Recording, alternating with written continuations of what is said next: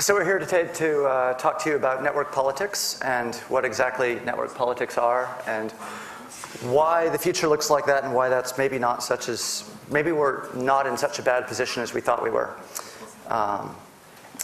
So we're in a really interesting moment right now where a lot of stuff is changing. We've got this kind of cool, interesting new structures that are showing up on the scene, but they're coming into being at a really dangerous moment and a really pivotal moment for the future of humanity. The existing structures that we've been depending on to keep us safe, things like the conventional nation state, representative democracy, existing infrastructure, are failing at an increasing rate. We don't really want to live in a future where all of the infrastructure that we depend on to live is broken, but that's sort of the future that we're facing right now. We need a different way of organizing, a different structure that can actually bring us out of that. But the good news is that due to the internet, which we all love, we've actually learned a lot of really interesting methods of collective organization that, although maybe from a strict point of view they were possible 200, 300 years ago, the access to information, the speed at which things happen have quite potently over the last couple of years shown us that we know what we're doing when it comes to getting people together. There are some problems with network politics, though. So if you look at systems like the liquid democracy system that the pirates are using in Germany and elsewhere, it does a lot of things very well. However, it has a few trade-offs that it's decided to make. The liquid democracy system, in case anyone here isn't, show of hands, who's familiar with liquid democracy? Oh, good. Okay, so it's about half. I'll explain a little bit. Liquid democracy is a delegated voting system where instead of voting in a representative, everyone votes on every issue. Now, to keep this from taking up all of everyone's free time, instead you can delegate someone to say, I trust this guy's opinion on, say, medicine. I trust this guy's opinion on legal issues. I trust her opinion on the power system. And you can delegate your votes to those people. Now, if at any point they make a decision that you don't like, they can pull that vote back. Anybody can propose a potential new legislation. There's lots of different checks and balances to make this work, so you can't just spam the system. The problem is that one of the things that is required, given that this is a mostly electronic system, in the current implementation, all of the votes have to be public. This brings up a really unfortunate trade-off. The system, as it stands, does not allow people with minority opinions to express those opinions on a politically important issue. Now, right now this doesn't really matter too much because the pirates aren't doing anything which has real, serious, individual political consequences of an immediate nature for the people who are voting. But if you think about, say, trying to pass gay rights legislation in Uganda right now, using something like liquid democracy, if you are the person who proposes that legislation, or you're even just a person who votes for it, then maybe you get an angry mob showing up outside of your house and they want to kill you. That's not so great. The problem is that the reason why they use public votes, the reason why all of this happens in the open, is because in an electronic voting system, they don't have another way of verifying that the system isn't being corrupted. So you're in this really difficult position where you can either try and build a system that supports unlinkability, try and build a system that doesn't allow a third actor to figure out how someone's voting, to figure out someone's political opinions, or you can build a system that doesn't allow for corruption. So death to the minorities or corruption for the majorities. That's the choice right now. And actually this choice isn't just about liquid feedback or liquid democracy, but any electronic voting system. And generally the problem is that you cannot both verify that everybody voted only once and that they voted for what was actually counted in their in their vote while still maintaining anonymity. In fact, it's not even possible to do it on paper. The only reason why we kind of accept it on paper is that it is Byzantine enough, it is complicated enough that, practically speaking, it kind of works out. There are examples of voter fraud, and those voter fraud examples come from the fact that they're trying to build a paper-based system which has verifiability and unlinkability, and frankly, it's just not possible so far.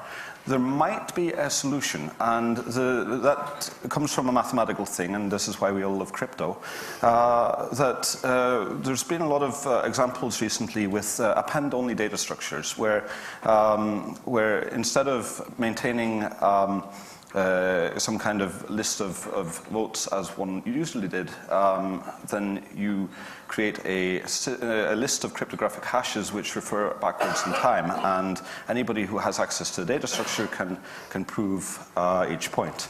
So there seems to be some kind of possibility there, and one of the issues is that append-only data structures, they've been around a long time, but nobody's really spent a lot of time categorizing them, figuring out how they work yet. So that's kind of something that's new and possible. But if we talk a bit more about concepts like liquid feedback.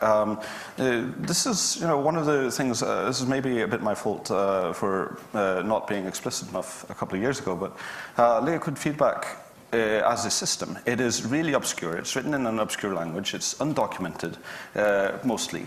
What documentation exists is in the form of comments in German in the source code. And it is incredibly hard to use, even for those who have been given explicit training. Now, this is kind of bad enough as it stands, but then you have a digital democracy divide that kind of comes on top of it. And that comes from the fact that when you're using a digital-only system, anybody who doesn't have access to the internet or doesn't have access to computers or doesn't know how to use them is more or less excluded. They don't get to participate. On top of that, we have the problem that comes up in any democratic system and has kind of been pushed aside economically by the existence of representatives over the years, by the dictatorship of free cycles, which is basically that people who have time to solve problems are normally not people who have real problems.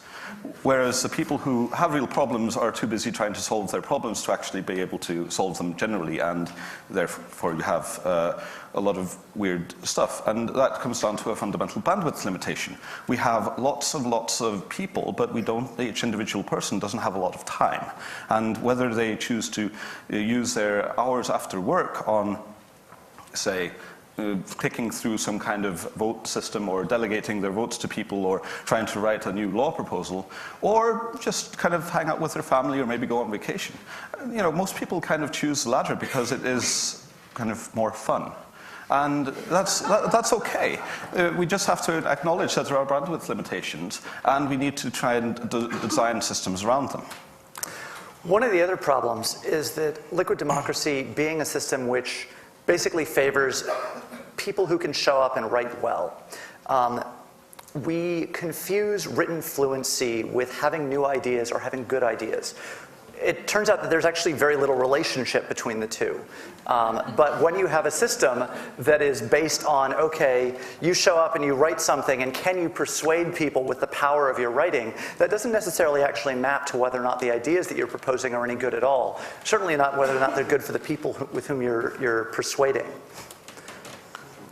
So, but on another level, technical issues aside, one of the problems that applies to liquid feedback and also to other direct or participatory democracy systems that we've seen pop up over the last couple of years is that they generally try to solve a process problem without there being any encoded understanding of how these actual processes work in reality.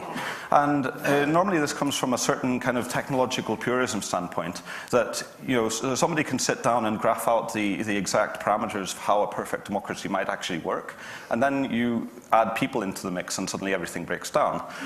And this is fair, but the thing that any such system needs to be able to do is to take the existing systems. For instance, when we do meetings, we normally go by Robert's Rules of Order. I've not yet seen any meeting management system that actually understands Robert's Rules of Order. Again, with democracy systems, parliaments everywhere in the world have rules of procedure. These are kind of built up over a long time and normally encapsulate a kind of pretty good way of making things work when you have lots of people who are kind of paid to disagree with each other. And if we manage to capture these processes as they are in the software, then we're definitely going to be going in the right direction. Another problem that kind of comes up is that politics is not about getting people together to identify problems or debate about problems. It is fundamentally about getting people to make decisions. And most of the software that we've seen so far actually doesn't really know much about, doesn't really capture very well what decisions have been made and how that institutionalization of the ideas that have been decided upon by a polity are actually going to be carried forward into the future.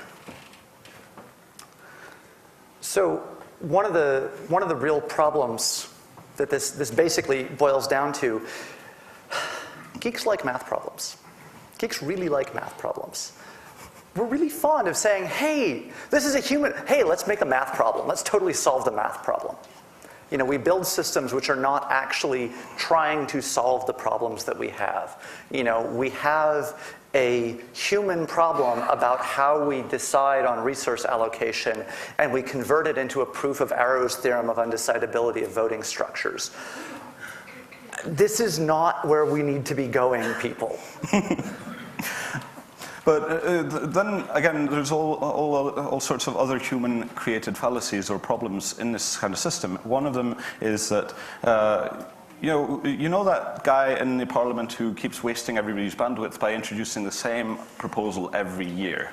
And everybody throws it out, but it takes up a bit of time in the process, and kind of people are a bit annoyed by it. Mostly this is a denial of service attack on democracy. But at the same time, sometimes this has been used in a beneficial way. William Wilberforce in the early 1800s managed to slowly erode the concept of that slave trading was fine in England by proposing every single year for 7 years that slave trade be abolished. Eventually, slave trade was abolished by a completely different method and had nothing to do with it. But, it was a kind of Overton window shifting process that kind of had to happen. And so at the same time, we could either design a system that would make this kind of denial of service attack impossible, therefore precluding this kind of activity, or we accept the fact that maybe sometimes there's a reason for it. So we've been talking a certain amount so far about the structure of decision systems. I want to shift out a little bit more to talk about the politics that we implement with those decision systems. The information politics movement, which is the pirate parties and a lot of other kind of related things, it's probably a lot of people here who do activism, really needs to not end up as another Green Party. The Green parties basically said, hey, we care about sustainability, that's awesome. Oh, there's all this other stuff. We'll be sustainability plus social democracy. We need to actually take a look at the principles that we care about and say, okay, let's start from zero. Let's build out a complete politics. Let's actually have a vision of the world that we want to live in, which isn't just, today and our existing standard of living without all this nasty privacy and censorship stuff, right? We care about privacy and censorship and copyright, but most people don't. This is not a majority opinion. Just like with green politics, that's going to mean that unless we manage to figure out how to make information politics matter, how to pitch it in the grand scheme of things, things like privacy and censorship and copyright are going to stop being about let's restructure society so we're doing the right thing, and are going to start being about, well, let's just maintain the status quo because it's totally fine that we have all these big companies and they own the internet and all that. Let's just try and get them to stop doing this little thing, you know? And the fact that there are children starving in the street everywhere, well, you know, that's just tough luck.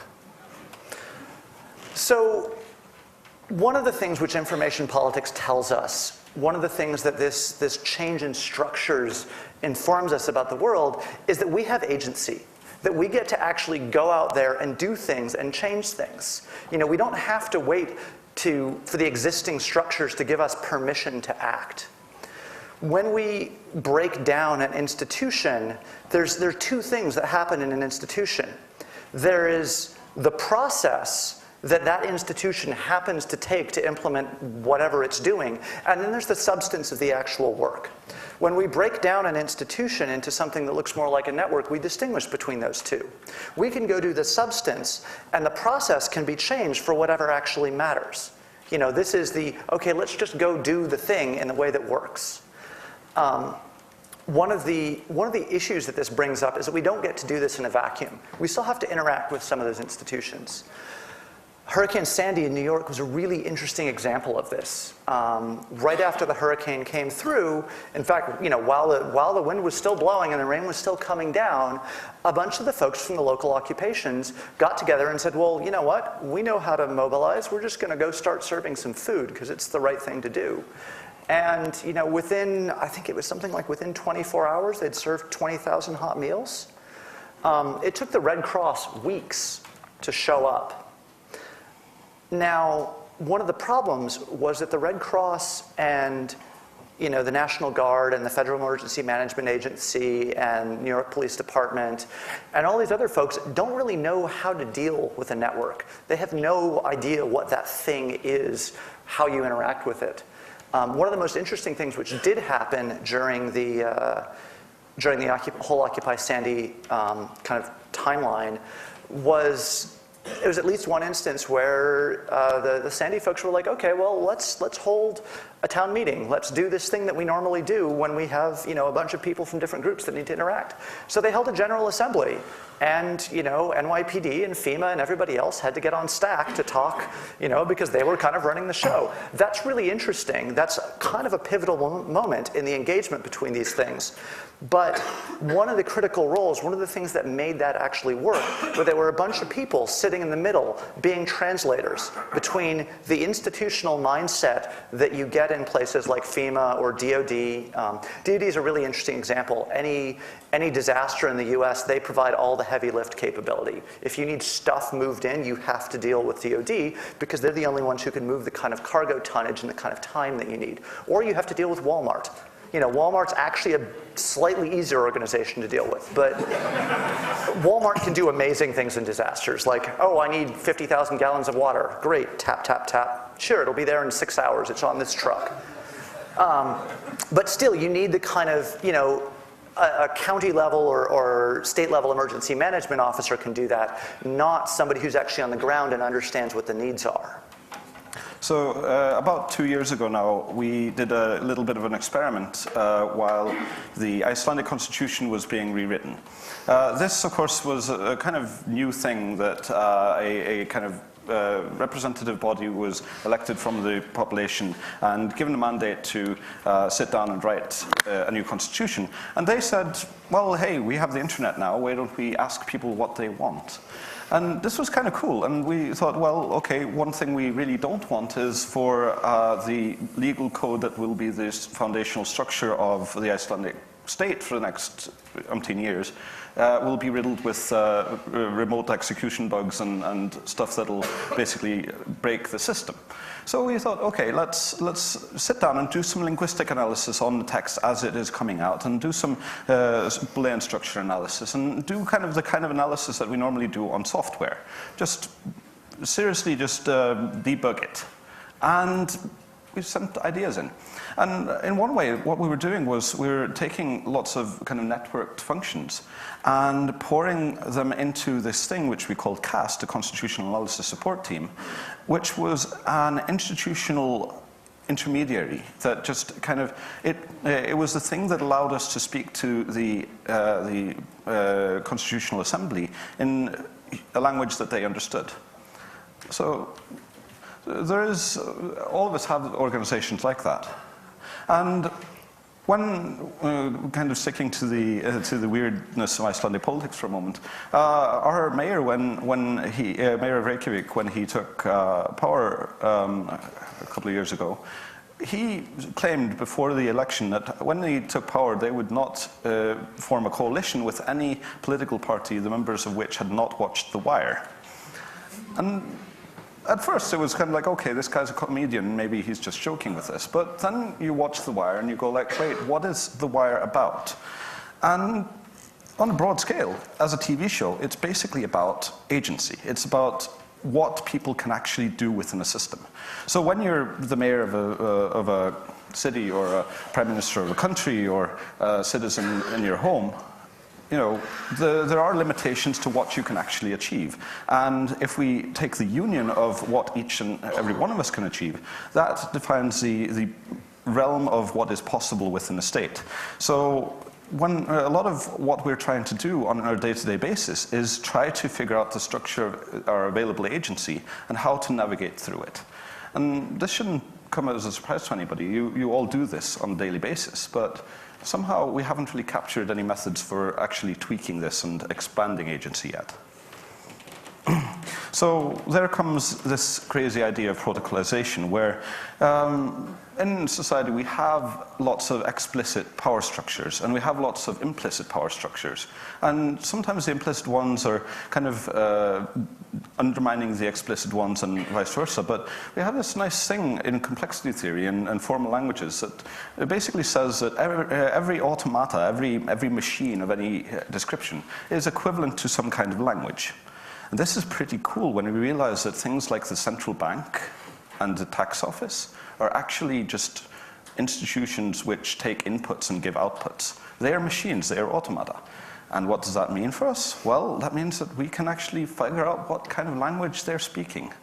And once we've done that, we can replace those institutions with peer-to-peer communications protocols. Right?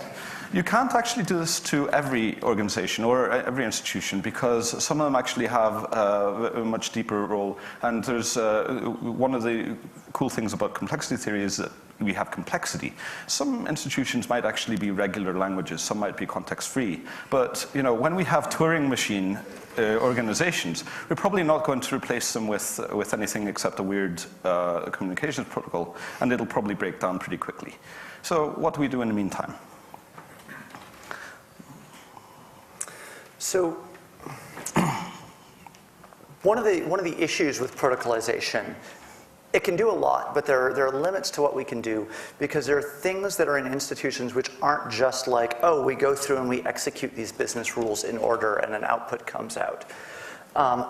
The process of protocolization is very useful because it says, okay, instead of having this explicit big institution that is the control structure for society, we get to evolve and emerge a control structure that we all have some kind of agency to interact with, to patch, to change over time, because there isn't this separate institutional entity that is that exists to keep itself alive. You know, the first thing that a nation state cares about doing is is not the survival and safety and well-being of its inhabitants, it's the continuity of the nation state.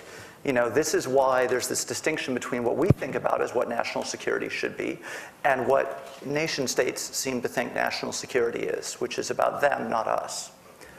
But the problem with just doing the shift entirely to protocols, even though it gives us control, is that it misses institutional memory. It misses the things that an institution knows because there is continuity of the actors involved. Did we cover network memory here? Just carry on. Yeah. So, there are all of these things that oh, how do we actually make this process work? I have to send this form here, but I know it'll actually time out, so it actually needs to go by this alternate route. Some of this stuff is just bugs that can be encoded, but some of it is also, well, how do I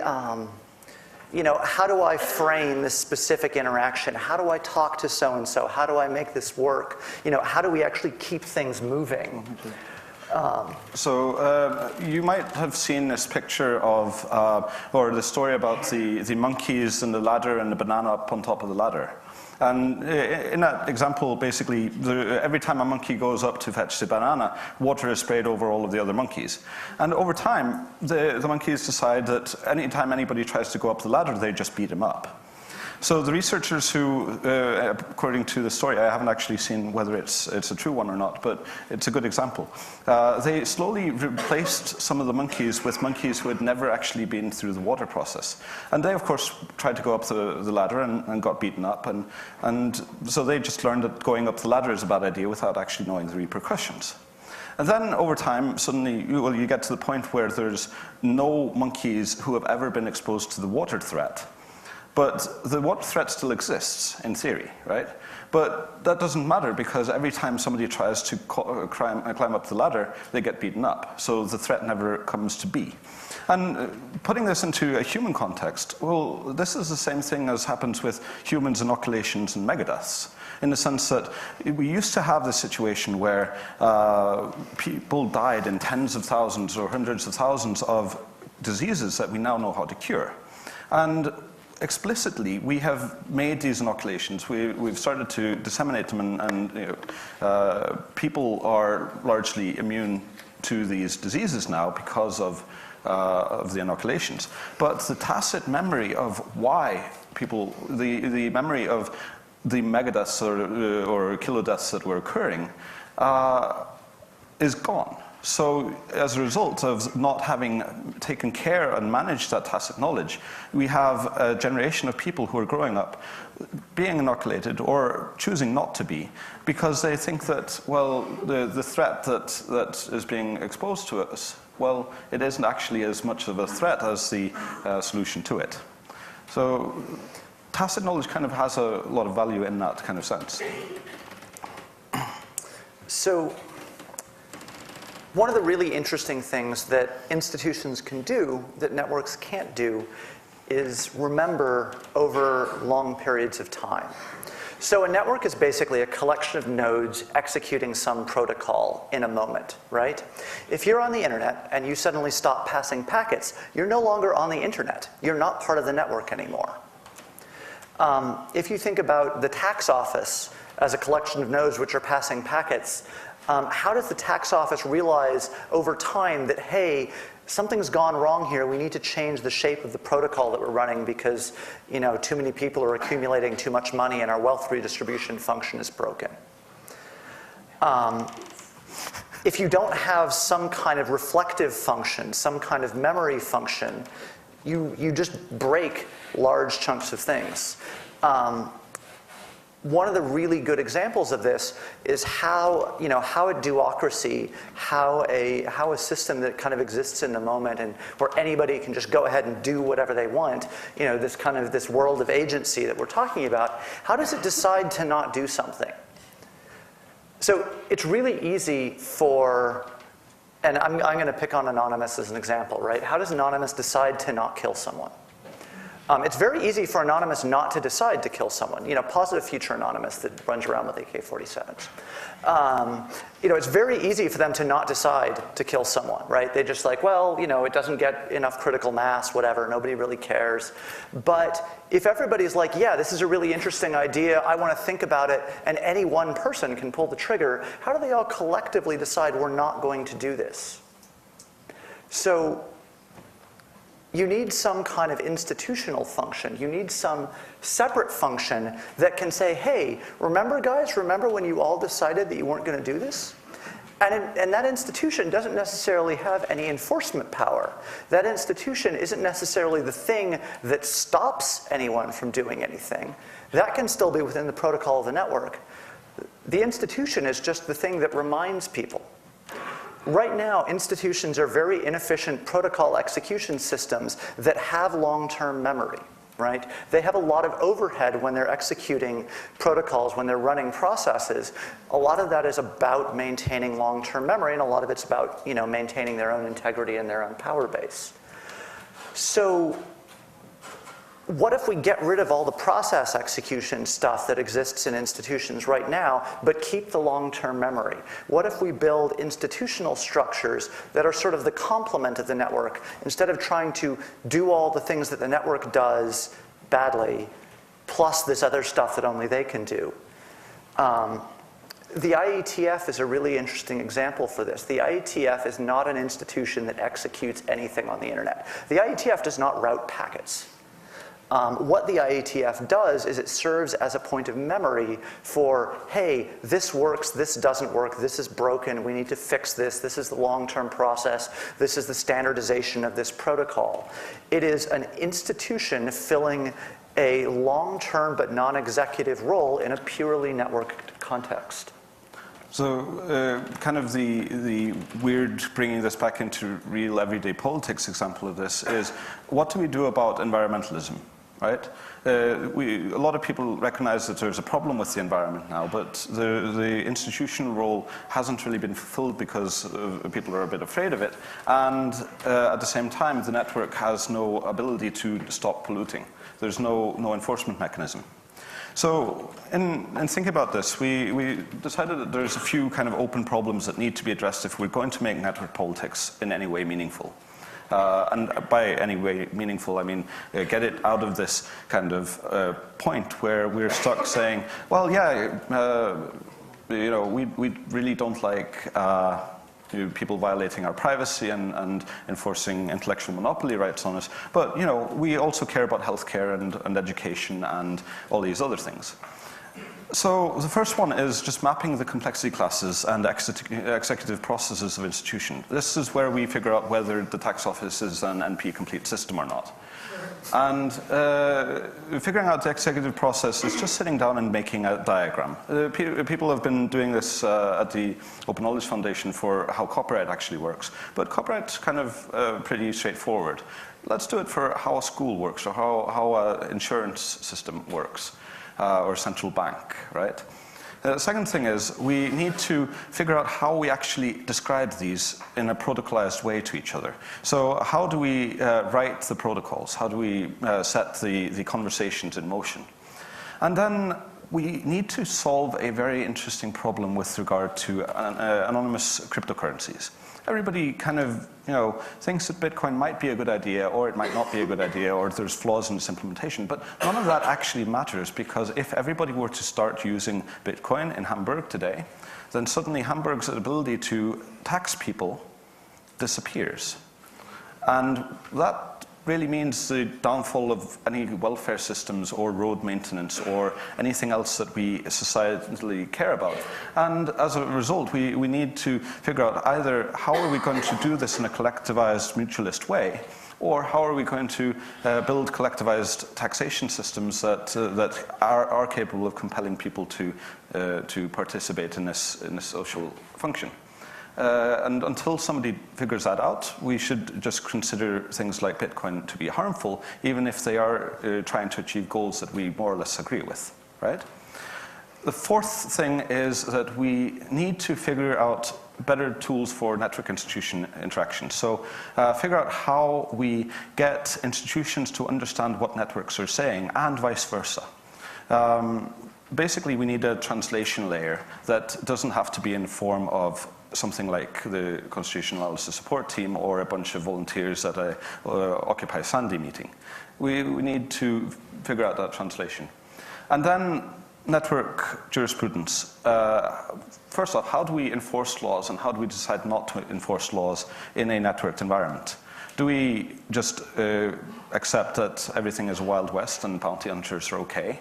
Or do we decide, well, no, we need to accept that there are limitations to where we're actually going to take actions against people who violate our protocols and our social contracts. And maybe in some cases we decide, well, maybe this human being a human, we shouldn't treat this as a computer program, there's lots of reason for mercy. So we've come a long way really, really quickly. You know, if you look at where, where all of these ideas around non-representational democracy and stuff were 10 years ago, the answer is pretty obvious. They weren't anywhere, or they were, just starting to be a kernel in a few people's heads. We've built some really interesting systems. We're being faced with some much, much, much larger challenges, though. We have a very, very long way to go, and we need to grow up very, very fast. We do not have the luxury of time. We do not have the luxury of delay. We do not have the luxury of fucking around solving philosophical problems that don't have any real-world impact. Unless those, there are philosophical problems that we need to solve, but they need to actually be directed towards the real world. And one of the things that is really pushing this seriousness is the fact that if we look at where network politics is today, we have, within the pirate parties, there's about 172 elected officials worldwide, well, all in Europe, right? The idea of organizations, whether it's, IATF or, them being subverted by something like the Internet Governance Forum and so on, there's all these different things that are kind of bringing network politics into the forefront. And the more information technology becomes the core of our everyday lives, the ideological influence of what is the network is growing. But as a result, we're hitting harder and harder walls. People who really, really do not want us to win are becoming more and more serious about preventing us from doing so. And if we don't figure out the solutions really quickly and figure out how to protocolize things and also figure out the deployment pathway for those protocolizations and more or less just figure out how we're going to deal with things such as tacit knowledge and explicit authority and implicit authority in a sensible networked environment, then there is the chance that the blowback from us trying to do this now in our kind of slow, meandering pace is going to be so hard that we get knocked on our asses and we have a digital dark age. So.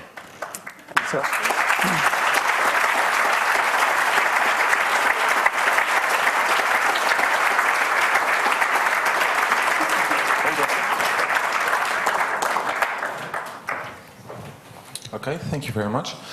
If you have any questions, go to a microphone, and please, if you ask a question, we're not terribly interested who you are, why you're here, how grateful you are. Just ask your question brief and shortly, otherwise we'll cut you off. So. The gentleman on the left first. Hi. First, thanks for the great talk.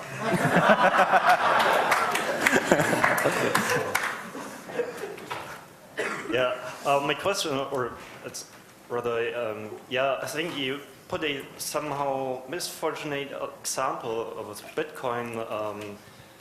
If we all decide to only do our payments in Bitcoin right now, I think it doesn't change anything. And whether how do you pay for roads? How do you stop someone who has a lot of money from saying, oh, I'm only going to pay a little bit for roads? Everybody else will pick up the slack. Yeah, so let me get to the point. It's still my own decision whether I pay taxes or evade taxes. No. It's just the only practical difference is the semantics about how taxes are enforced. No. Because we could also pay taxes in Bitcoin. Oh no, but the fact is that the state has lots of mechanisms for knowing how much you are earning. The tax enforcement system basically forces everybody to comply with this idea of socialized taxation at pain of going to prison.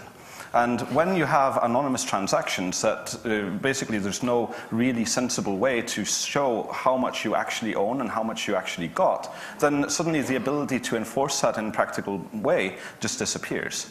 And we want to keep the anonymity functions. We don't want to throw those out. Yeah. So we need a way to prove how much you earn and make you pay taxes on that without actually revealing the information. I'm just wondering about how is it different than now when I'm paying in cash? Because in Germany it's pretty usual that you pay things in cash. I go to a coffee shop and pay in cash and still they pay taxes. So where's the difference? If they pay in Bitcoin, they could pay taxes as well. And So even if they accept some foreign currency like it's US true dollars. to an extent, but it falls down very quickly, because if the government notices that you don't pay taxes for a certain amount of time, then they will come and ask you why. And for example, for a coffee shop, they'll say, well, okay, you know, you don't seem like you're keeping adequate records, so we're going to estimate based on how much, say, your milk supplier, how much milk they claim they sold you, and we'll just assume based on your prices that you made this much money and you owe this much tax. And it's up for you to prove to us that you don't owe this much tax, or we'll throw you in jail. Yeah. So that's where you lose all of the anonymity of the transactions, because you're eventually forced to reveal everything.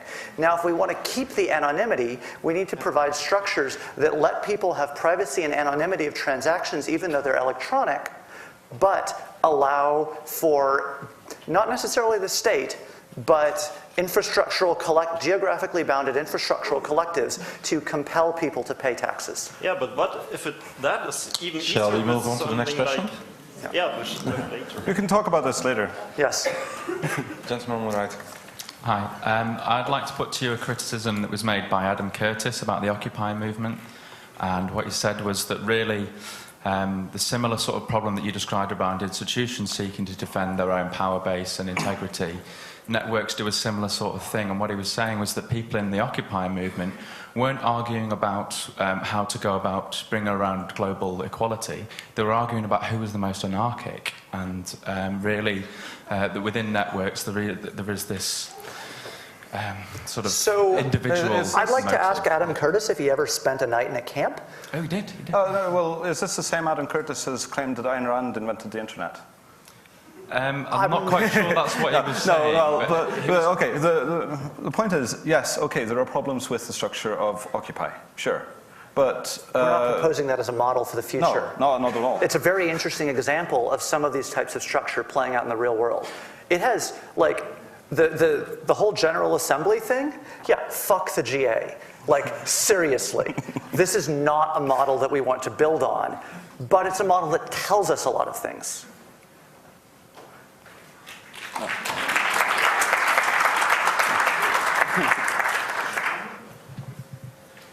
Read the very first point about incomplete politics is useless. I can see how this applies to political parties. For example, the German Pirate Party has a still ongoing argument about whether to extend their program to non-net politics topics.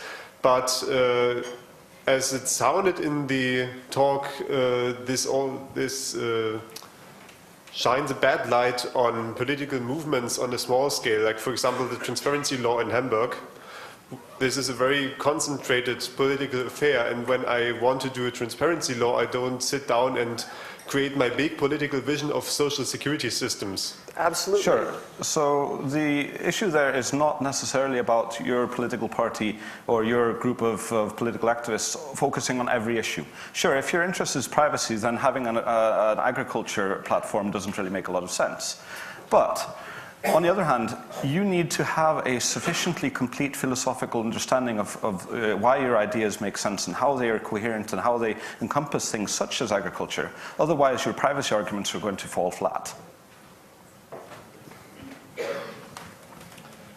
I see a lot of what you're proposing is that the value and potential of networks and how we can rethink democracy and institutions. However, I'm curious about a couple things, one of which is, in his conceptualization of networks, Manuel Castells also outlines different types of power, and this power includes the power of to control informations and participants on the networks, the ability to define the normative standards or essentially the protocols of a network, the power of one node over another, as well as the power to build networks. So I'm wondering, with the reality that when you have a network of different nodes, the relationship between nodes will still have coercive power.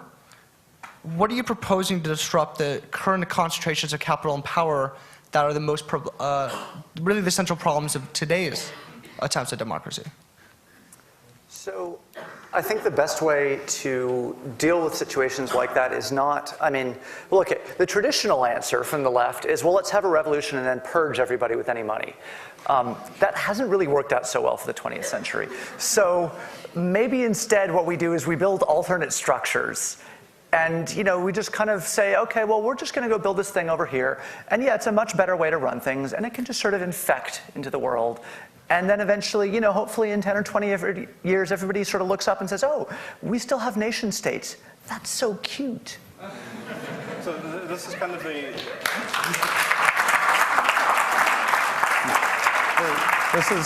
this is kind of the point where Buckminster Fuller runs into Thomas Gresham. It's you don't just throw out the existing reality. You actually build something instead of it, and then you have a competition between the ideas, and the better one will probably be pushed off the market by the worse one. By the way, can we cut down on the academic quotations in the questions and keep them brief? Next question, you over there. Okay. Hi, a small comment. I would just like to say that I think that the networks you're talking about also can function and do function as institutions. For example, Anonymous does have in my opinion, pretty firm set of rules, of principles of working, set of sanctions. So basically, I think that these networks also develop institutional memories and possible bad sides of institutions as well. The set of things that Anonymous has is a protocol and a culture. Mm-hmm. A protocol and a culture is not actually the same as an institution. Okay. So the individual actors in the network have memories. To the extent that the nodes stay the same, then the nodes have memories because the nodes are people. But that's not the same as the entity as a whole having a memory. Institutions have processes where have you ever worked at like a large corporation? They have like cultural indoctrination processes, literally. They don't necessarily call them that. Sometimes they do, if they're feeling honest. And that's fine, because that's exactly what they're trying to do. They're saying, okay, we're bringing you into an institution, and we now need to impart the institutional memory to you. And you have knowledge management processes over time where it's like, okay, internal knowledge base, whatever, okay, you're the new director of so-and-so. The old director of so-and-so is going to work with you for 6 months so that you don't lose any of the tacit knowledge, right? Whereas the node replacement in a network is, hey, I got bored or I got arrested, so I'm done. And then somebody else steps up. No transfer of tacit knowledge. Okay, but don't you think that networks with time can become institutions? For example, Anonymous in 10 years, if it still exists, I hope it does. I think if it becomes an institution, then it loses everything that's good about it as a network. Okay, so next question. Yeah. Well, just to add to that, you have to make a distinction between explicit institutions and implicit institutions. So the thing that makes a thing an institution is its tacitity. Tacitity, yes. Its ability to retain tacit knowledge. So anything that can do that, even if it's implicit, is fine. Okay, next question. Yes, I'm just wondering if you have any thoughts or proposals for how to deal with personal files in the sense of, if you look at a citizen, every citizen is basically, in the view of the state, is a bunch of files, or files held in different institutions. Is there any discussion on where this file's going to move or how they are handled? And are there any sort of protocols or ideas how to organize these entities? You're asking a very hard question. Basically, the individual should control all of his knowledge or all of his information himself. How we actually do that in a realistic way is an unsolved problem. Actually, that might actually be something we should add to the list. But on the other hand, you were slightly wrong, because the state does not just see an individual as a bunch of files, it also sees them as a potential tax revenue source. Which probably is the same thing. But am I understanding that right? Yeah. Is it me? Okay. Oh. Sorry. But the vision I got from this would be that you basically render every individual into something that carries its virtual file cabinet on its back. Is that basically the idea? Maybe. Maybe. Okay. This is an unsolved problem. I would really like to have the solution to that. If anybody has it, please give it to me. Answer fuzzy. Ask again later. Yeah, sorry. Okay, next question. You used a word called implicit, and I liked it very much, because I personally see a perfect servant for me is someone who serves me without asking too many questions what I like, and he preempts my wishes, actually. And in this organization building of communities, you mentioned the Occupy movement, there's much focus on process of redesigning a process of making decisions, of collective decision making. But in reality, I think democracy is more about how to bring the state in line with me as a citizen and use whatever tools for that possible. So how do you see this fetish of decision making and we as a group and organization building? The liquid democracy model is really good. The thing that it needs is, well, first off, we need to solve the anonymity problem. So putting effort into the figuring out how to have anonymity or unlinkability and verifiability simultaneously is really kind of fucking important. But then we also need to figure out, like, how do we work? You know, how do we decide things? If we decide that we're going to go have a beer, what is the actual process from us, you know, coming together and us deciding that? That process needs to be mapped out and actually made pretty explicit. Decisions are often implicit in our personal relationships, but when you have a group of 10,000 people deciding whether they want to put a highway through a village, you kind of need things to be rather explicit. And you know, liquid feedback or liquid democracy as a concept is definitely the right way to do that in a non-representative way. We just need to fix the bugs. And one of the things I think right now we're looking at very, very early versions of systems that are still really clumsy, you know, and you know, I think the first parliamentary democracy. I mean, I don't know how. I wonder how clumsy it felt at Thingvellir. You know, when they had the first parliamentary meetings, you know, we are comparing very, very new systems with no cultural currency, no pastness of tradition against systems that have hundreds or you know, maybe 1,000 years of kind of history and smoothing over all the rough edges and are kind of really like built into the culture, the way we think about decisions. You know, the new systems will get easier. A lot of what they need is polishing and bug fixing, and then they also just need time. They need time to become things that feel human. Let's remember that liquid democracy as a concept started as a blog post 2008. That's how new it is. Like, it was a crazy blog post, and you know, now it's organizing political parties. That's a long way for a crazy blog post to go in 5 years. Or 4 years, actually. I do, yeah. But, you know. Okay, shall we move to the next question? Yeah, a couple of thousand years will help. Benjamin. Hi. I love the complexity analysis process. Thank you very much. You didn't. Sorry, Walter. You didn't explicitly mention the fact that human beings are most of the time dominated or trying to dominate people, like Laborie often says. How this point, which is for me crucially important, it could be managed in your complexity and your process. Right. So actually we left intentionally all of the crunchy, beautiful math stuff out of that. But you're right, there are definitely some sociological issues that need to be addressed as well. We also chose to leave them out because, you know, that would be a talk of its own. I mean, politics is kind of war by other means. And a lot of what a system like this is designed is to ensure that no one wins. You know, and to keep the actual fighting down to as low of a level as possible so that we can actually just get the productive stuff done, right?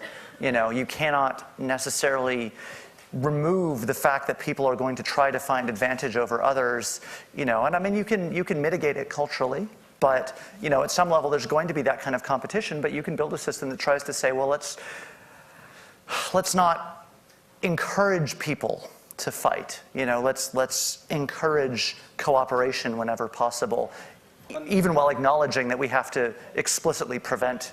Another thing is we normally talk about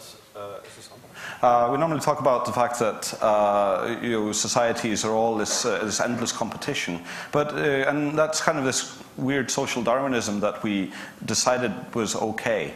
But if we actually go through the literature and talk about where these ideas of endless competition and the war of all against all, you know, as Hobbes put it, came from, it's more or less just It's not true. It doesn't work like that.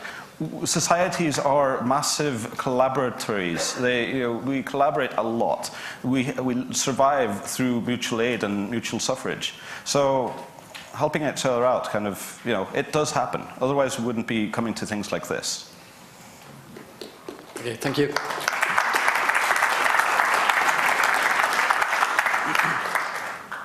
All right.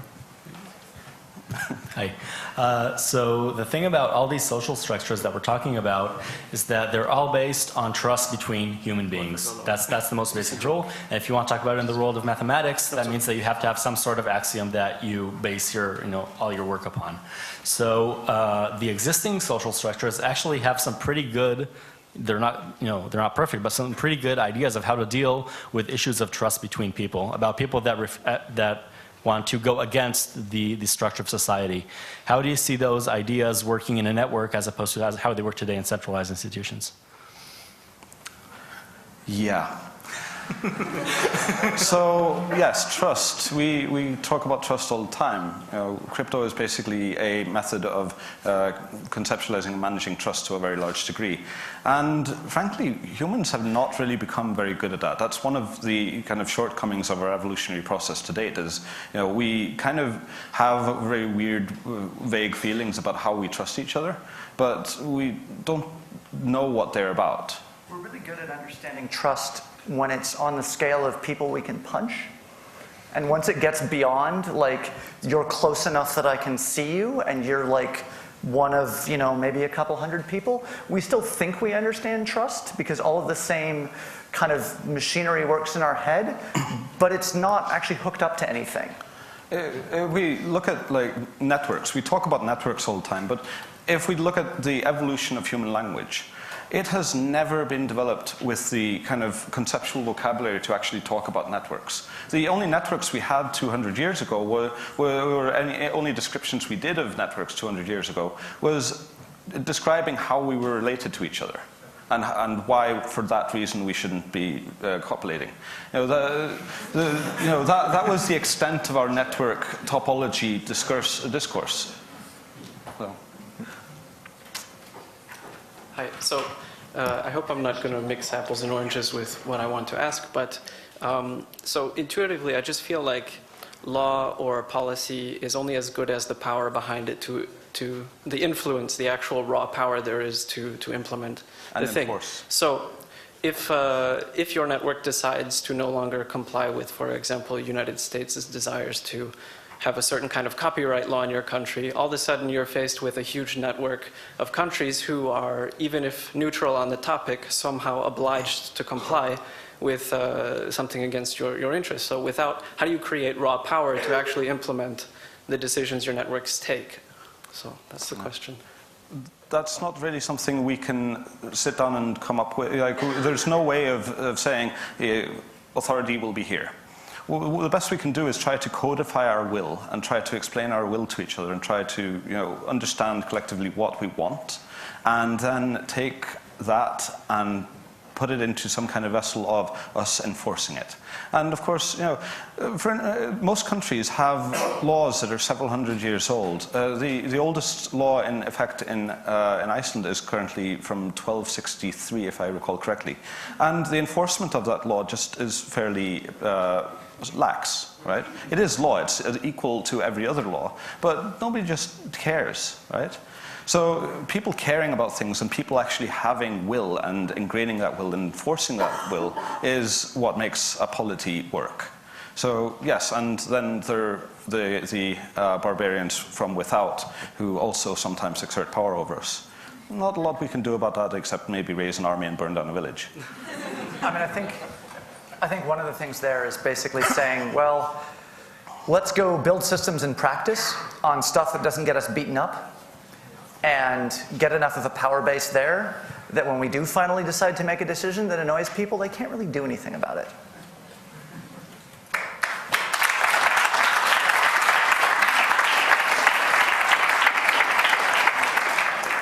Thank you so much, and it's so cool. I finally get to ask a question myself. Shut up. You mentioned tacit knowledge and the preservation of tacit knowledge in organization. And isn't religion actually a wonderful mechanism for that? For example, in Middle Eastern religions found out that keeping pigs around was not good for erosions. So you didn't get to eat pork. Didn't you just forbid academic references? Well, that rule doesn't apply to myself. No, there's no citation there. I just made this up. Yes, religion is an example of one of the kinds of tacit knowledge. That's tacit knowledge on a longer time scale, though. There's there's tacit knowledge about processes, and there's tacit knowledge about the world. Religion is tacit knowledge about the world in a long time period. The tacit knowledge that we're more interested in is tacit knowledge about the institution and the function of the institution. So if the function of the institution is to be the human digestive system, then kosher law is totally relevant. But if the function of the institution is to be the tax code, then it's less relevant. But religion is a really good example of this happening in a certain sense, because it is exactly the example of all of the monkeys having been replaced. So, all of the explicit knowledge is gone. So all of the reasoning behind why these weird laws were codified in the first place is gone. And what we have left is a weird mythos with with a kind of strangely misanthropic institution that's trying to enforce it. Thank you. We can do better. We have 5 minutes overtime left, and per request of Ella, Quinn Norton gets to make some comments as well. So we're kind of running an anarchy here. Go ahead. Hello. I'm a journalist, and to give you some context for why I'm up here, and I work a lot with Ella, and specifically I study a lot of these stochastic movements like Occupy and Anonymous, and I'm working on the Arab revolutions at the moment.